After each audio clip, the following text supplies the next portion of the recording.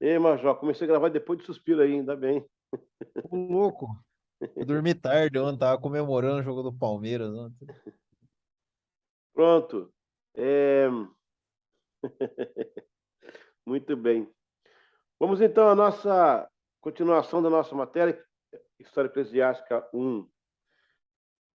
Eu quero adiantar a vocês que não vou dar toda a história da igreja, não tem como, né? Porque tem a História Eclesiástica 2, né?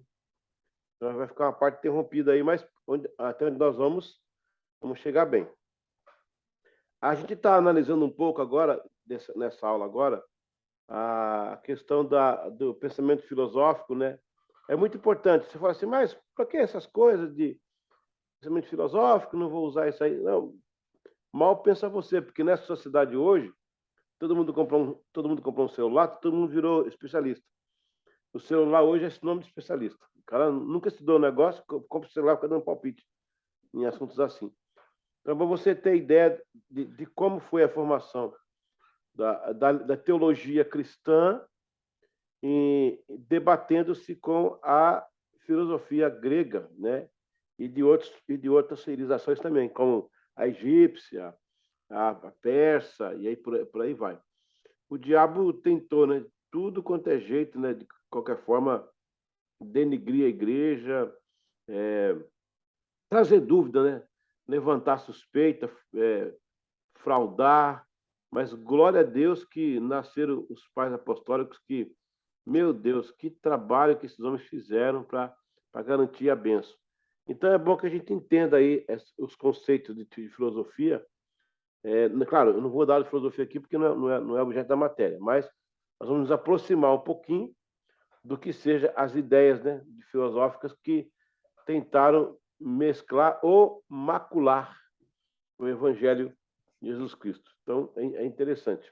Por isso que eu torno a repetir: Jesus estava respondendo. A gente prega hoje, a gente lê os textos.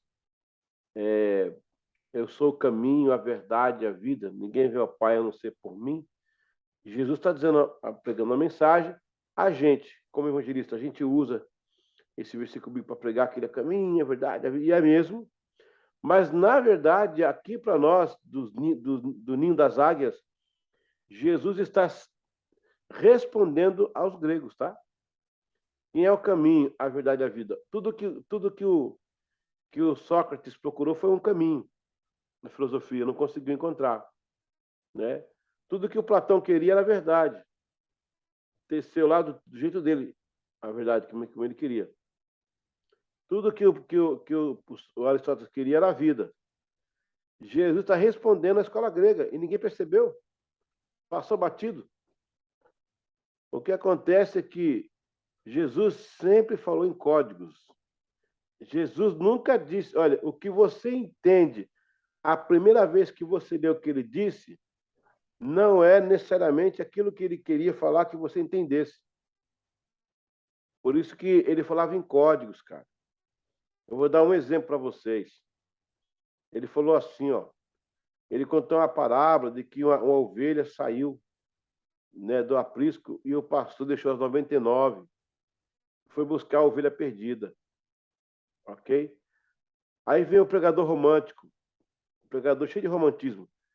O pastor deixou 99, se arriscou por uma ovelha. Isso é que é pastor, que dá a vida pela ovelha, que vai buscar a ovelha perdida. E pá, e pá. Tudo bem, não tem erro nisso. A mensagem é isso aí. Mas Jesus mandou um código aí. Ele escreveu em outras linhas. Acima de 100, você começa a perder. É bom ter um auxiliar. Eram 100 ovelhas, né? E uma se perdeu. Ele mandou um código aí. Acima de 100, você precisa delegar. Acima de 100, você começa a perder. Quer ver uma coisa? Os, os, os, o número de irmãos que estavam lá em Jerusalém eram quanto?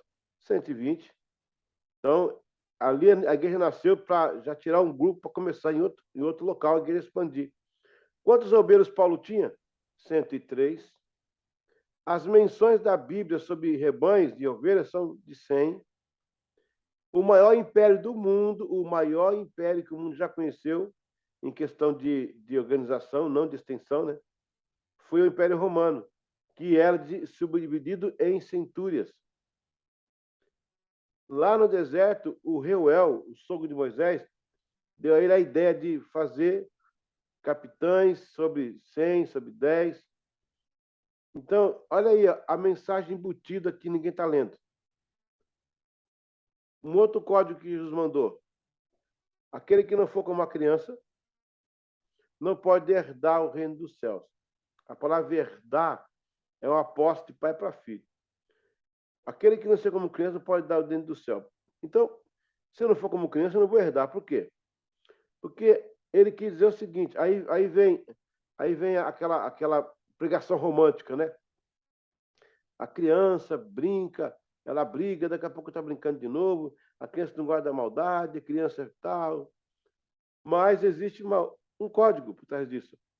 Ele está dizendo, se vocês não votar a ser criança, não pode herdar. Ou seja, criança acredita, criança não questiona, criança não faz continha de mais e menos. Criança não sabe o que é cheque para preencher, nem duplicata para pagar. Criança sai correndo, brincando. Criança pega um lençol, coloca no pescoço e pula do muro achando que vai voar, igual o super-homem. Porque criança acredita. A gente cresceu e parou de acreditar. A gente cresceu demais e está fazendo continha. E Jesus falou, se não for como criança, se não acreditar, não vai receber. Então, ele falava por códigos. Isso era uma dialética cognitiva que também era usada pelos gregos, para dizer uma coisa através de outra, ou dizer uma mensagem subliminar diante da mensagem, que é fachada. Eu, por exemplo, estou aqui agora nesse fundo aí, ó, que é um mar, que é uma varanda. É claro que é um sistema do Zoom, mas eu estou passando uma mensagem aí. Eu tô aí, o cara olha para essa mensagem, essa imagem aí, ó, que legal, fundo do mar. Eu tô falando de história da igreja, mas eu estou vendendo a imagem lá atrás. Então, nessas coisas do grego, né, da linguagem grega com relação ao evangelho, é não deixar que a Grécia desse um pano de fundo que não existia para o evangelho. O evangelho é revelação. Evangelho é revelação. Deus se revelou Jesus através da palavra. Então, é isso aí. Evangelho é revelação. Vamos chamar aqui o nosso Márcio. Vamos entender agora aí os pensamentos filosóficos. Ok? A gente vai... Eu não vou pegar todos, porque são muitos, né? A gente passaria aqui a noite inteira só nesses pensamentos filosóficos aí. Então, vamos pegar só esse aqui para a gente entender um pouco o início da igreja e o impacto que a filosofia fez em relação ao cristianismo. A tela aparece para vocês aí? Pensamentos filosóficos, parece? Ok. Sim. Obrigado. Ok. A filosofia versus o cristianismo. Eu acho que o David gosta desse tema aqui, ó. Filosofia. Bem-vindo, João Paulo. Boa noite. Paz a todos. Desculpe pelo atraso. Nada, rapaz. Fica tranquilo. Só se o major não se importar, que o major é militar, ele é meio, né? É meio disciplinado aí, mas tudo bem. Essa questão de disciplina não dá, né, Major? Chegar atrasado, já vai mandar pagar 10. Pagar 10. Ai, ai, ai. Muito bem. Filosofia versus cristianismo. Muitas vezes parece que o cristianismo usa da mesma premissa que a filosofia. Acabei de falar isso agora, lembra que eu estava falando do pano de fundo? Né? Em alguns aspectos de linha de pensamento. Porém, há 3 aspectos que devemos considerar primeiro. A verdade de Deus é universal. De certo modo, o homem já trazia em si a deidade moral, espiritual e social. Também o preparo de Satanás para influenciar, sabendo da verdade e sussurrando algo genérico aos ouvidos das civilizações. Nossa, se a academia vê isso aqui, quer me processar. Se a academia aí, materialista, vê isso aqui, quer me processar. O evangelho completa o que faltou nas religiões, indicando o caminho coerente dentro da revelação da palavra de Deus. Então, esses 3 aspectos são muito importantes para você entender, até para você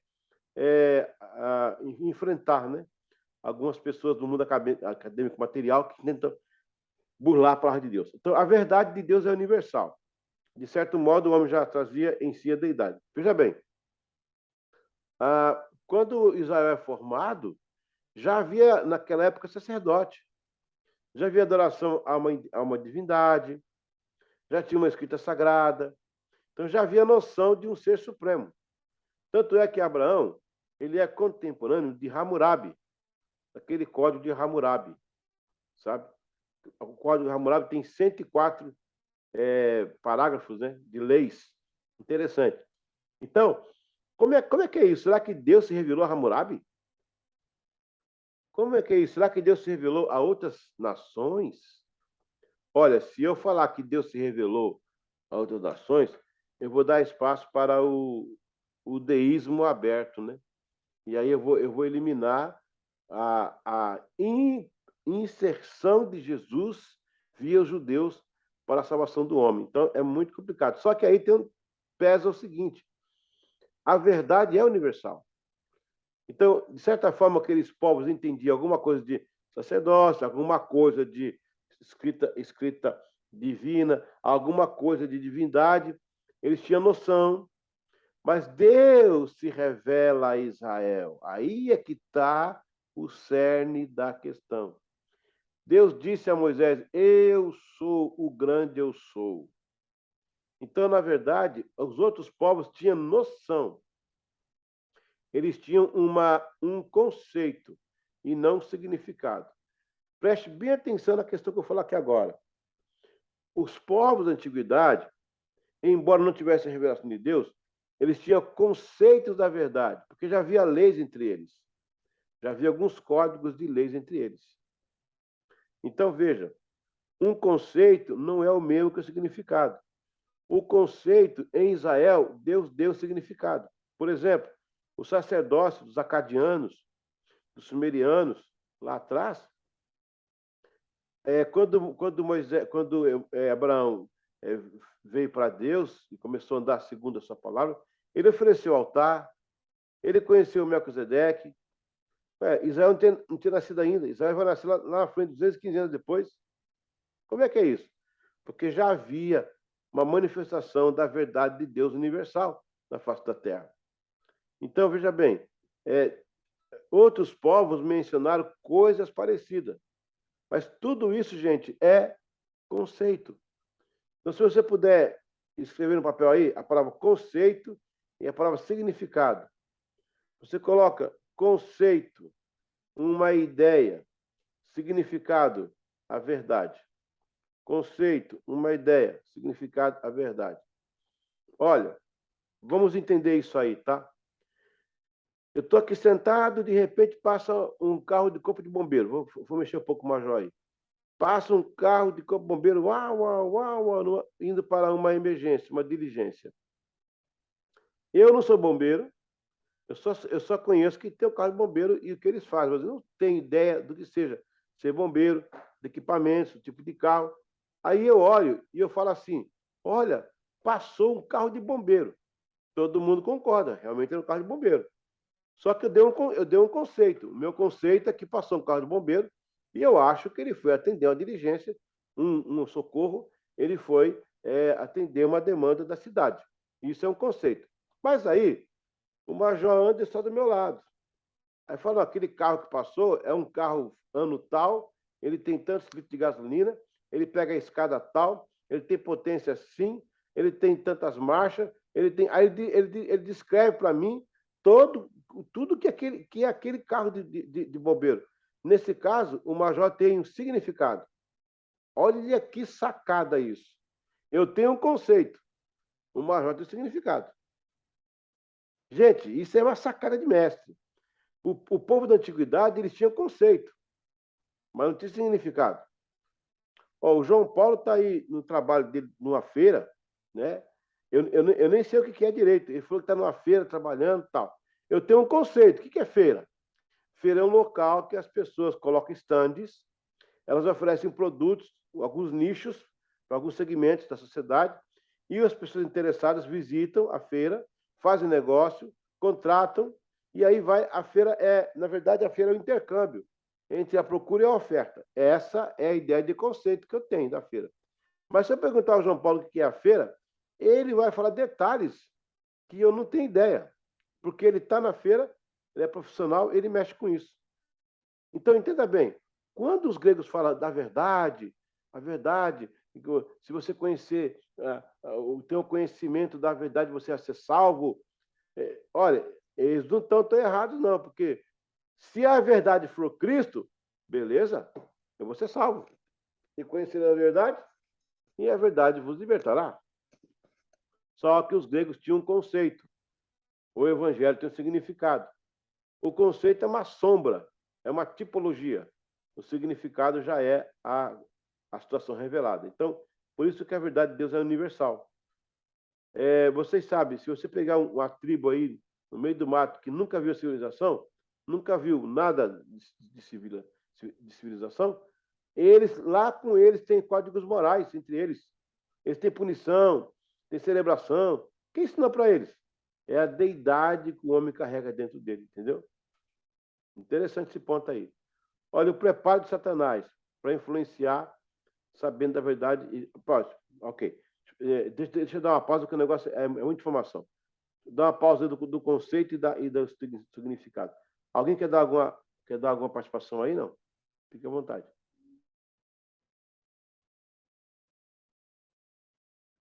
Se você entendeu o que eu quis dizer com relação ao conceito e significado. Que a Grécia traz o conceito, e muitas coisas ela tem um certo tipo de razão, mas ela não tem o significado. E a igreja vem e traz o significado, através do Evangelho. Alguém quer comentar alguma coisa? Não? Ou pode prosseguir? O conceito está um pouco relacionado à percepção? É uma percepção não nítida.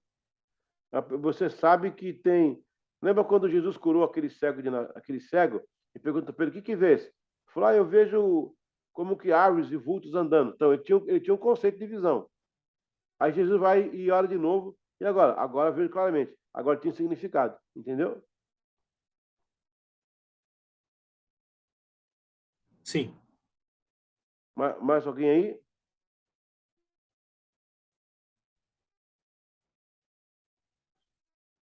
Ok, vamos prosseguir então. Espero que todos tenham entendido, porque eu dei um conceito de alto nível aqui agora.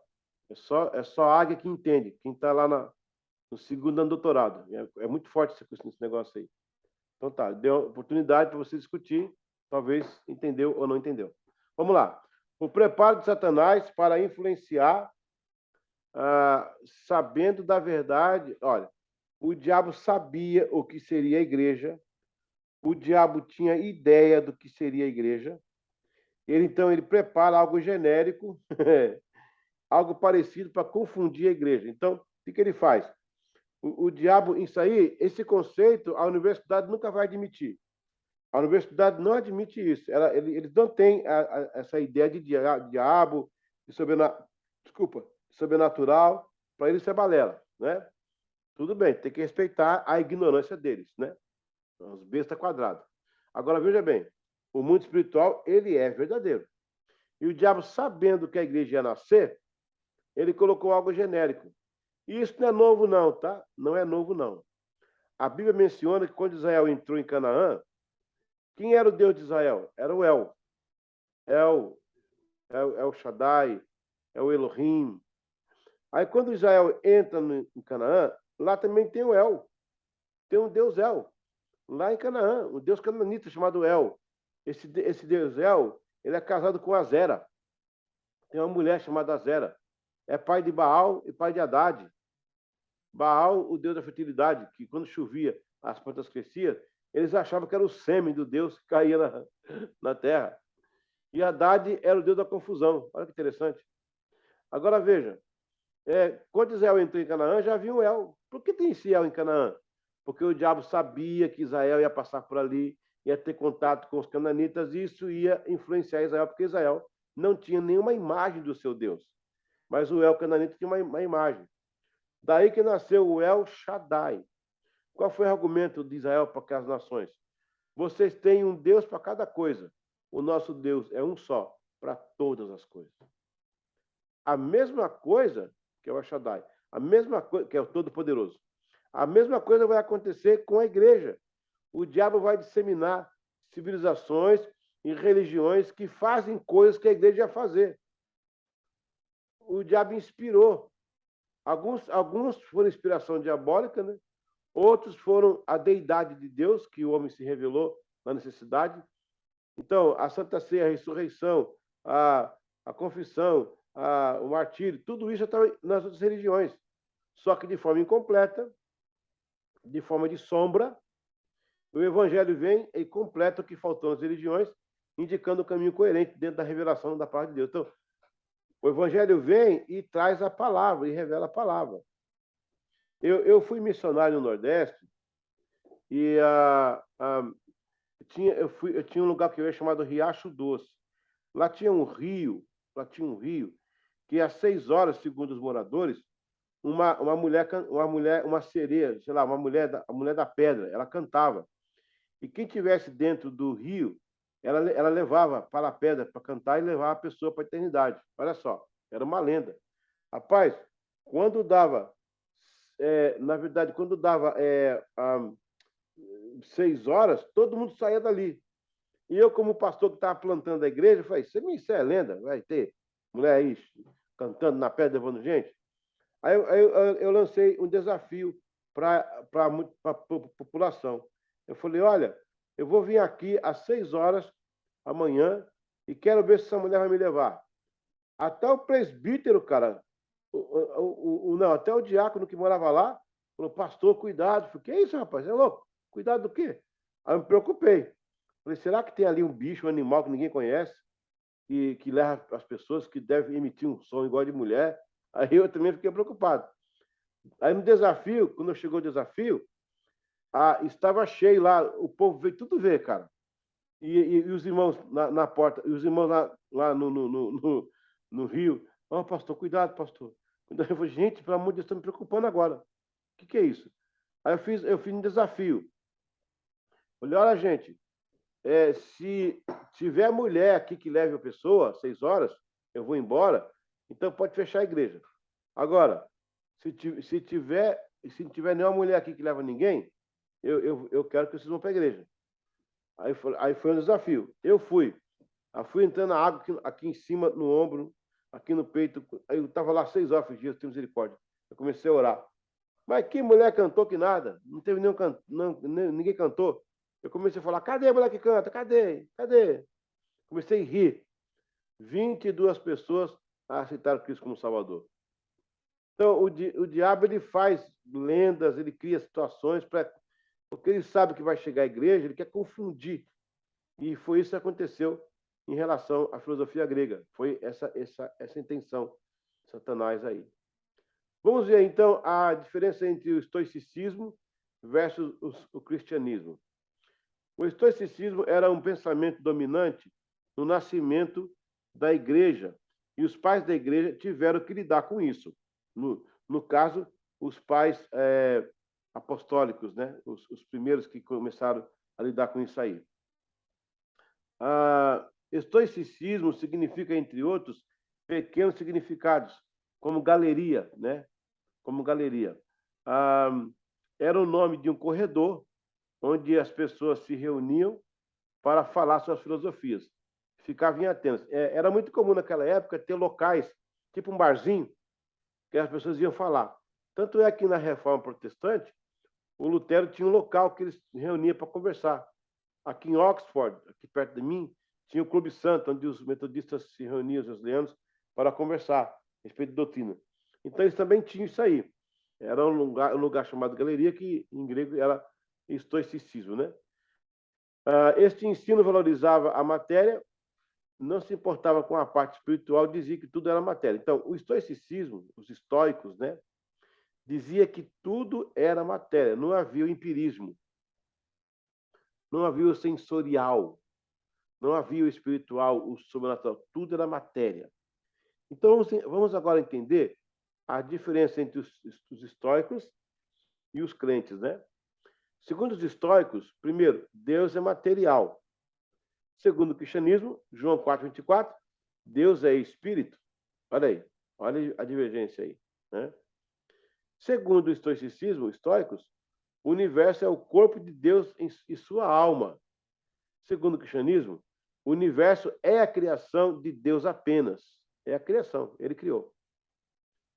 Os estoicos diziam: Deus é tudo e está em tudo. Tudo é Deus. Aí os cristãos diziam: Deus criou todas as coisas, mas ele é Deus. E coisas são coisas. Porque nesse caso aí, os estoicos eram panteístas, né? Onde tudo é Deus. Quarta coisa que os estoicos pregavam: o homem está relacionado a ele, a Deus, né? Como uma gota de água está relacionada ao oceano. Os cristãos: sobre o homem estar relacionado com Deus, neste ponto os estoicos se aproximaram do Evangelho, Tiago 4,8. Chegai a Deus e chegará a vós. Em último lugar, Deus, como a alma do mundo, governa todas as coisas, ama os homens e deseja tudo de bom. Aí os cristãos dizem: Deus é espírito na essência e não alma. E sim ama aos homens e deseja tudo de bom. Está vendo aí uma certa aproximação? Teve 2 artigos aqui dos estoicos que se aproximaram dos cristãos. Isso por quê? Porque eles tinham noção de conceito, mas a igreja tinha o significado. Está pegando? É muito interessante esse paralelo aí. Vamos ver o gnosticismo versus cristianismo, né? Eu só elenquei esses 2 movimentos aí. Acho que tem 2 só. Deixa eu ver se tem mais um aqui embaixo. Mas o que tem embaixo não é uma pessoa. Porque eram os mais comentados, né? Eram os mais populares. Gnosticismo. O gnosticismo vem do grego, que é gnosis, conhecer. É um pensamento do primeiro século e reúne linhas de crença e filosofia do primeiro século, depois de Cristo. Alicerçado em interpretações e relatos bíblicos e apócrifos, pelo viés filosófico médio-platônico, e de cultos de mistério grego-romanos e orientais. Esta escola tentou se misturar à igreja primitiva, mas logo foi identificada como uma heresia pelos pais da igreja. Vamos analisar, então, quais as diferenças entre o gnosticismo e o cristianismo. O gnosticismo afirma que, o universo material, o cosmos, foi criado por uma emanação imperfeita de Deus Supremo, chamada demiurgo, para aprender a centelha divina, espírito, no corpo humano. O cristianismo diz o seguinte: Deus criou o universo e separadamente o homem, apenas a sua imagem e semelhança, porém o homem é um ser individual. Gênesis 1:6. 2. O gnosticismo, esta centelha divina poderia ser então liberada através da gnose, quer dizer, a centelha chamada Deus ser liberada pelo conhecimento. Tá vendo aí? Essa centelha que é Deus, né? Quer dizer, a centelha de Deus divina poderia então ser liberta através da gnose, que seria conhecimento intuitivo sobre espírito e a natureza da realidade. Agora, vamos ao que diz os cristãos? A única verdade que salva é conhecer Jesus. E conhecereis a verdade vos libertará. João 8:32. E Jesus afirmou: eu sou o caminho, a verdade e a vida. Ninguém vem ao Pai senão por mim. Então, aí você vê as diferenças entre os estoicos, o cristianismo, o gnosticismo e o cristianismo. Então, eu escolhi poucos, né, para não ter esse problema. Agora vamos analisar aqui um pouquinho também do Filo versus cristianismo, né? Esse Filo foi um cara muito interessante e conhecido naquela época. Ele teve um destaque muito forte entre os hereges, né? Ou então aqueles que ficavam abraçando a filosofia grega como se fosse acima do evangelho, que não era. Filo, um filósofo, está no ano 20. Ele era cheio da cultura grega, porém, ele era judeu. Ele trouxe algo aproximado, mesmo assim o cristianismo cuidou de elucidar. Filo desfaz a ideia suprema da filosofia grega e exalta a Torá como autoridade divina. Olha aí, é um filósofo que está dando reconhecimento à Torá, que são as leis, né? O Pentateuco. E foi além de onde tudo, dizendo que tudo o que era verdadeiro, na filosofia grega já havia sido expresso interiormente nas escrituras. Teve a audácia de dizer, naquela época, que de alguma forma os gregos obtiveram suas ideias principais no Antigo Testamento. Esse cara foi muito corajoso. Ele foi dizer à comunidade grega que o que eles tinham era extraído da Bíblia. E a Bíblia era suprema, maior do que a filosofia grega. Aí ele procurou, né? Procurou. Então, o perigo de Filo. Ele tentou combinar as escrituras do Antigo Testamento com a filosofia grega, o que lhe trouxe um problema em relação à doutrina da criação. De acordo com o ensinamento bíblico, Deus criou o homem na matéria. Mas os filósofos gregos não podiam aceitar isso porque eles afirmavam que Deus não pode ter contato com um assunto que é a origem do mal. Ou seja, Deus é tão santo que não cabe ele ter contato com as coisas do mal. Olha que interessante, né? Isso é a ideia desse cara aí. Agora, qual que é a solução para esse problema? Após a controvérsia, Filo usou a premissa grega de um mediador. Olha que interessante, gente. Preste atenção aí. O Filo, o filósofo, né? Ele vai usar como metáfora a premissa do mediador. Por quê? O mediador entre Deus e o mundo. Esse mediador está nos logotipos. Ele foi considerado o maior dos poderes que cercam a Deus. Nele, Filo viu um poder divino menor do que de Deus que existia entre Deus e o mundo. Através dele, Deus criou todas as coisas. Mais tarde, o cristianismo aproximou a ideia sobre o trabalho de Jesus como Filho de Deus e mediador através da cruz. Olha só. Quando o Filho vai dizer que o homem tem uma natureza pecaminosa, brusca, e Deus é santidade absoluta, e vai ter que ter um mediador entre Deus e os homens para que os homens neles se cheguem a Deus e Deus neles se chegue aos homens, vem esse Filho falando isso aí, ó, né? O Filho aí, ó. Agora, o Evangelho diz assim, não, tudo bem, faz parte, a sua ideia é interessante, porque nós temos um mediador que é Cristo, entre os homens e Deus. Então, você pegou como é que é muito importante você depois, eu aconselho você a fazer esse curso comigo aqui, mas depois desse curso você procurar ler um pouquinho da filosofia grega. Cuidado para não desviar, hein? Fica firme, não deixa passar do seu coração, não. Mas como que chegou perto, alguns assuntos que parece que identificava ali com o cristianismo, né? Ok? Muito bem. Essa foi uma demonstração do cristianismo versus os pensamentos daquela época. Eu vou abrir agora para fórum para a gente partir para outra matéria, né? Vamos discutir um pouquinho o que nós lemos aí. Eu quero que você pegue algum ponto que eu falei para você trazer esse assunto. Pode repetir o assunto, não tem problema não, mas é um ponto que você aprendeu, que você achou relevante, que você achou legal, ou que você queira fazer uma pergunta também, amém? Está aberta aí a palavra, vamos lá. Ô, pastor, eu queria falar sobre o conceito e o significado Sim. do carnaval. Uhum. Carnaval carioca. O conceito ali seria de alegria. Ele vem cheio de conceito. Muitas penas, luzes, cor, brilho, música. Tudo que o diabo viu no céu, né? Exatamente. E ele tenta trazer esse conceito de alegria, de festa, e não é bem isso. Aí vem o significado. A felicidade não era tudo isso que acontecia no céu. A felicidade era o próprio Deus, como diz lá em Apocalipse. Daí, queria só trazer essa questão do conceito. O carnaval é meio hedonista, né? O carnaval é hedonista. Isso. Ele é mais hedonista que epicurista, né? Ele é mais hedonista. O prazer está em tudo, né? Interessante.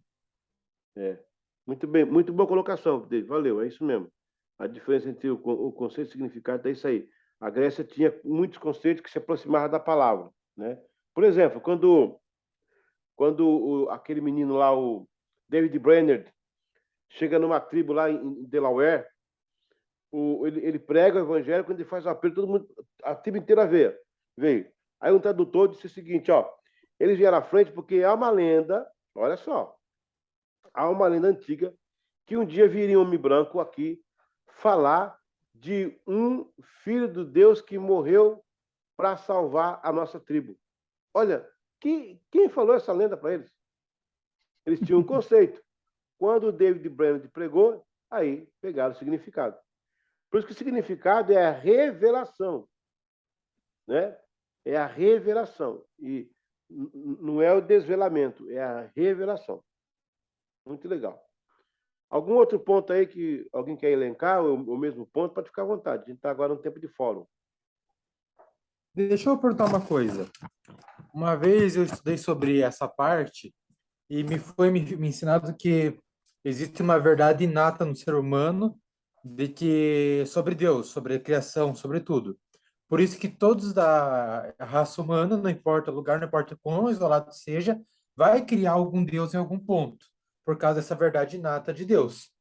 Eu entraria nessa ideia de conhecimento e significado, que tem uma verdade inata no ser humano sobre a existência de Deus, sobre a criação, mas o verdadeiro significado vem de Jesus. Nesse ponto foi a sua aula? Exatamente. Na verdade, essa questão verdade inata é uma premissa uma premissa da linha grega, né? Eles falam sobre a questão da pessoa. Tem um que fala que a pessoa nasceu, depois ela desperta dentro dela, ela aflora, né? Isso acontece quando você descobre uma habilidade, só que eles colocavam isso no sentido religioso, né? No sentido de mitologia. Mas a gente entende que você não sabia até então que você jogava bola, ou que você fazia um carro. São verdades inatas dentro de você. Então, nesse ponto, entrava a ideia filosófica gnóstica, né, de que o homem ele está inato pelo pecado, ele está morto, ele não pode fazer nada. Ele não tem como encontrar com Deus, a não ser a verdade. Só que não a verdade da filosofia grega, a verdade é Jesus. É isso que é o ponto, cara. Cara, é isso que é o ponto. O evangelho é essa sacada aí. Glória a Deus. Eu faço faculdade de filosofia. O pastor Clóvis fica meio bravo comigo. Ô, pastor, fica tranquilo que não dá para desviar, não. Que tudo que eu vejo lá, eu consigo enxergar. Que na Bíblia já se falava há muito tempo sobre isso. O pensamento, eles estavam muito próximos da verdade. Eu sempre vejo isso. Eles estavam, sei lá, a um passo de conhecer a verdade, só que sempre faltava algo. Então, porque a verdade de Deus é universal. Se eu não me engano, quem elencou a ideia do inatismo, chama inatismo, né? Foi o Platão. Foi o Platão. Foi. Não foi isso, Platão? Foi. Então, o Platão elencou, ele também tinha a tábua rasa, né? O ser humano tinha a tábua rasa. O inatismo vai alimentar o empirismo de John Locke. A minha área não é filosofia, não, mas a gente tem uma certa entrada aí. O John Locke, no século XV, ele vai elencar a questão do empirismo, que nasce na ideia de Platão. O empirismo é o sensorial. Eu não vejo, mas eu sinto. Eu não vejo, mas... Aí vem o Guilherme de Ló com o misticismo, que eu sinto o Espírito Santo, que é o místico, né? Essa presença de Deus, ela é empírica, é sensorial. Já o Platão dizia que realmente existia, mas estava inato, até que se tocasse, até que se aflorasse, e pelo conhecimento, pela gnose. O diabo fez uma salada legal, né, cara? Aí vem Jesus e fala assim, galera, Jesus vem e dá um murro na mesa e fala, galera, é o seguinte, eu sou a verdade. A sua busca sou eu. Eu sou o Filho de Deus, eu sou a revelação, eu sou o Logos, eu sou o Verbo. Rapaz, glória a Deus por isso, né? Glória a Deus por isso. Aleluia.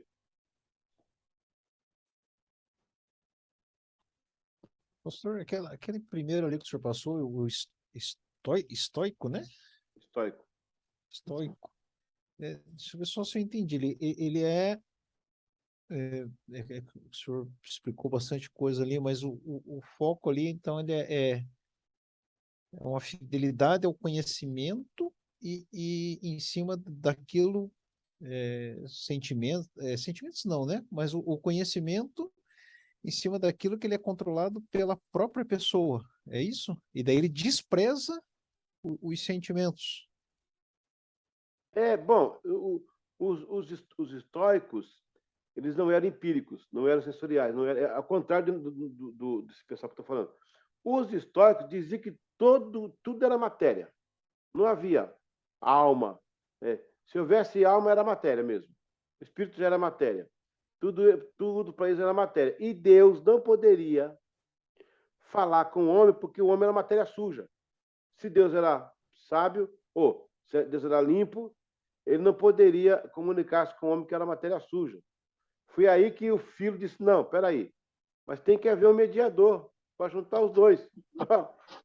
Gente do céu, vou ficar em pé, Era a filosofia tendo dores de parto para ter a igreja. Aí vem Jesus, eu sou o caminho, a verdade e a vida. Ninguém vai matéria suja. Ninguém vai na matéria limpa se não for por mim. Aí em Jesus, cara, o que acontece? Ele vem como um homem, ele nasce em Maria, né? No caso, Jesus era necessário para Cristo, ele nasce em Maria. O lado humano, pelo seu sangue, substitui você na cruz, lava a matéria suja, e o lado divino traz Deus à comunhão. E em Cristo eu tenho um novo acesso a esse Deus que é intransponível. Está aí o Evangelho respondendo para os estoicos, cara. O Evangelho, nós temos que pregar o Evangelho, gente. Aleluia. Desculpa, a frase é redundante, né? Nós somos aqui pregadores, temos que pregar o Evangelho mesmo. Mas é isso. Por isso que o Evangelho é o poder de Deus, é a revelação. De onde vem a palavra poder?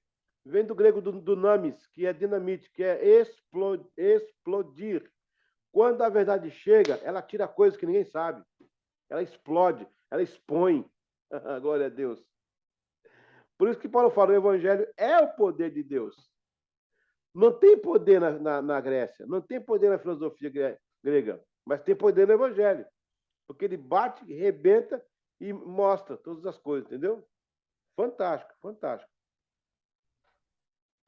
Alguém mais quer trazer alguma contribuição aí sobre o que nós falamos aí, ou comentar alguma coisa? A filosofia grega tem um poder de dar sono.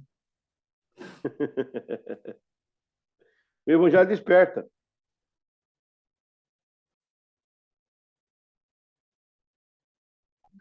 Ok? Beleza, então. Glória a Deus. Então, pessoal, é isso aí. Isso aqui é só uma passadinha de leve, né? Eu não entrei em outros pontos. Eu podia entrar no racionalismo, no nativismo. São coisas que, por exemplo, quando o Erasmo de Roterdã, no século XV, ele começa a elencar o pensamento crítico, né? Ele vai começar por exemplo, o Erasmo de Roterdã, ele está a 1000 anos de diferença desses pais apostólicos, porque depois da queda de Roma, da Idade Medieval, a Igreja Católica segregou o conhecimento nos monastérios. Quando a Igreja Católica se dilui no século XIV, o rei Filipe da França vai pegar o Papa, vai levar para Avignon. Roma vai eleger um outro papa que a cúria não aceita. Aí vai ter um papa lá em Constança, na Alemanha, um papa em Roma e um papa em Avignon. Ou seja, a Igreja Católica tem 3 cabeças, ela está dividida. Se amanhã aí os bombeiros de Curitiba tiver 3 comandantes, a corporação está dividida. E tem que ter uma pessoa que vai ser, né, o comandante de todos. Então a Igreja Católica perdeu. Nessa fragilidade católica, os reinos nacionais se eclodem e começam a cobrar as coroas, fortalecer. Aí vem logo posteriormente vem o calvinismo. Ou seja, na fragilidade católica, né, vai nascer aí o Erasmo de Roterdã, que ele vai ser o pai do pensamento crítico, né? Ele vai criar um movimento chamado humanismo, que é o homem voltando a pensar, que até então a Igreja Católica matava ela punia quem não pensasse como ela. E aí, pensar como ela ficou chato, né? Tem moela, tem fígado, tem moela. Pensasse do jeito que ela pensasse, né? Ia ser escravizado, ia ser morto. Mas com a igreja fragilizada agora, os reinos se rompendo contra ela, se levantando contra ela, o Carlos V, né? Foi para os quintos lá e não conseguiu resolver nada, perdeu todo o império, né? Depois fragilizou. O que acontece? O Erasmo começa a elencar o pensamento crítico.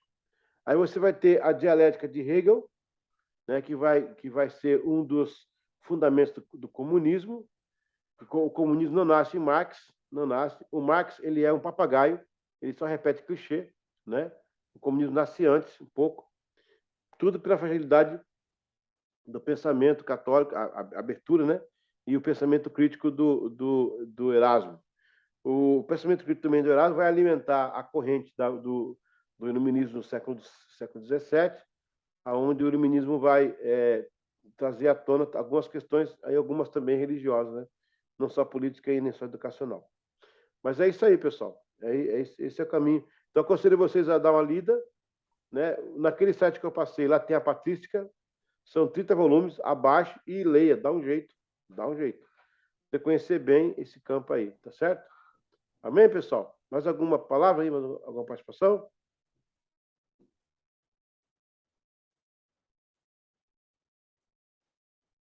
Bom, acho que não. Então vamos dar uma pausa aí, 5 minutinhos para tomar uma água. Eu vou tentar comer aqui a gelatina que minha esposa fez, tá bom? A gente volta aí daqui 5 minutos. Tá certo, pessoal? Beleza? Certo. Até daqui a pouco.